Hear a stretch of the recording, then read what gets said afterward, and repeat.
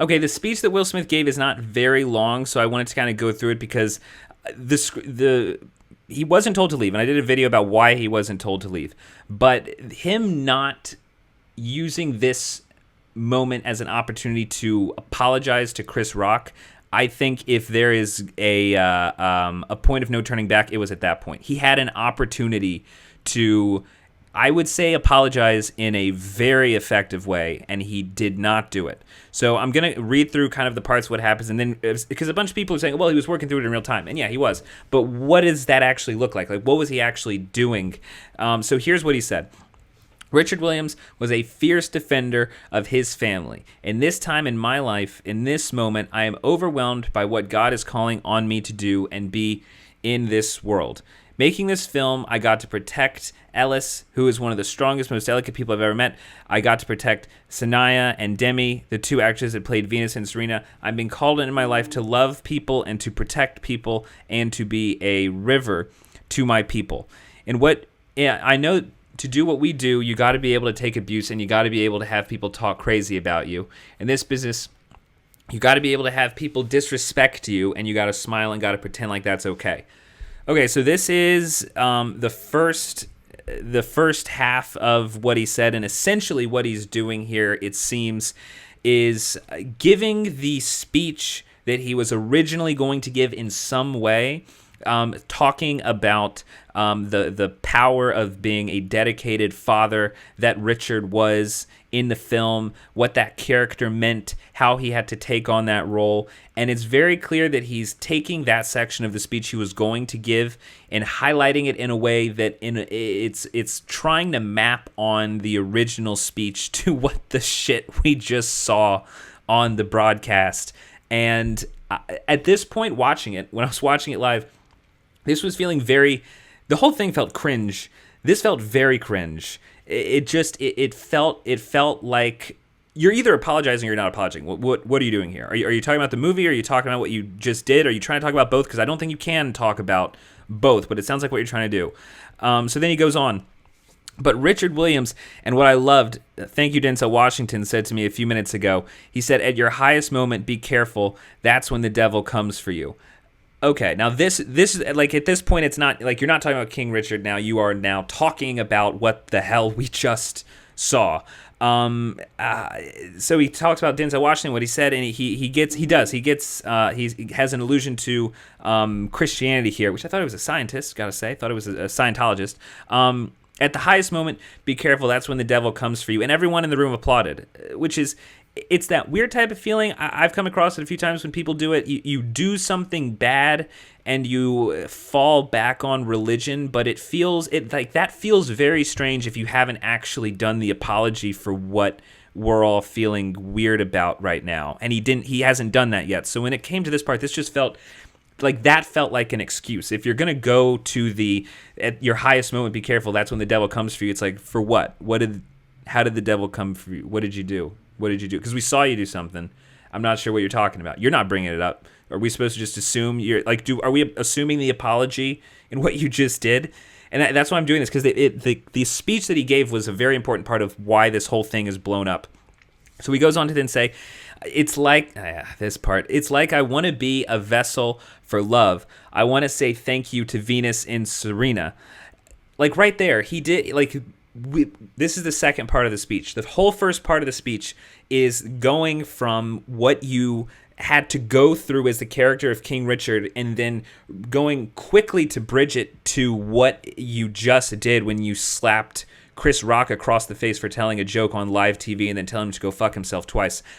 And now like you feel like you kind of landed that part, and you've said that you have been tempted and that you something bad happened. It's acknowledging something bad happened, but now you jump to I want to be a vessel of love. So you're essentially so far in the message saying the devil tempts you, but I don't want to follow the devil because I want to. Instead, I want to be something else. I want to be a vessel of love.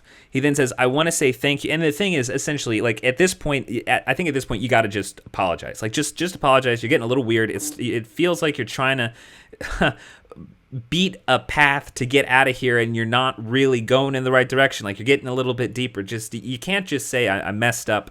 Or hey, I'm not even saying I messed up. Something happened, but I want to be about love. Like if you're not actually going to do it and apologize, and you're not really being about love, and you're making it worse.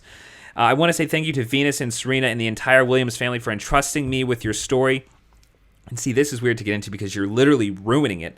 That's what I want to do. I want to be an ambassador of that kind of love and care and concern.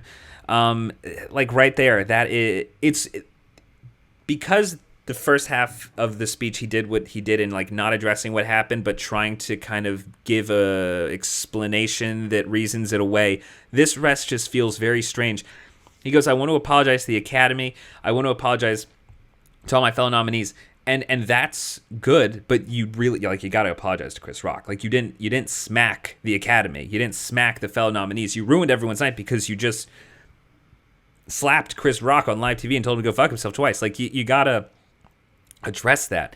He then goes on, this is a beautiful moment for me, and I'm not crying for winning an award. It's not about winning an award for me. It's about being able to shine a light on all of the people.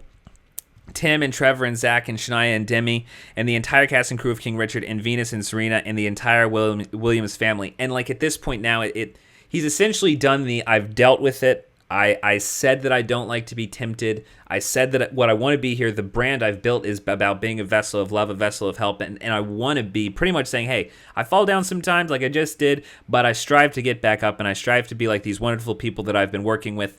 And I apologize to the Academy, but that's the thing. You're not bringing up what just happened. Like you're trying to get past this without bringing up what just happened, which makes it very awkward.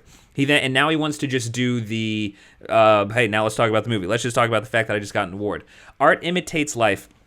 I look like the crazy father, just like they said. I look like the crazy father, just like they said about Richard Williams, but love will make you do crazy things. This is the part that's very weird, because like in that part of the speech, it literally just feels like you said, I did it. I made the comparison, and that almost dishonors the Richard Williams character, because that's not, like, what you just did is not what you were doing in terms of Richard Williams actually kind of came out and confronted what it was that he was doing wrong in the end. I hope Will Smith does it at some point. He wasn't doing it here. To pretty much say, you loved King Richard, I'm kind of doing the same thing up here, by smacking Chris Rock on national TV. We all do crazy things. Like the character I just played and I just won an award for.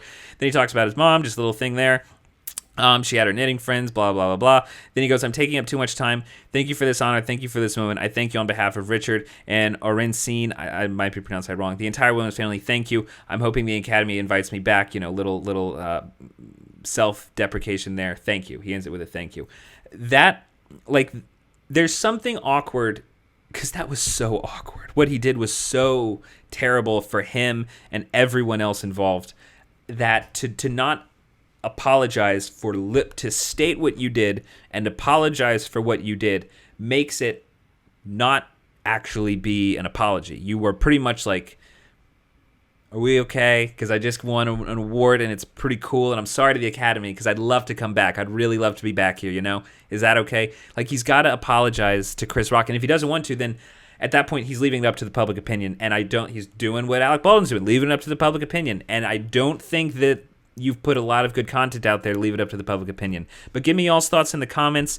It helps a lot if you if you share the video. Also, please subscribe to 5 Minute Critics, and you'll get future updates on reviews and movie news.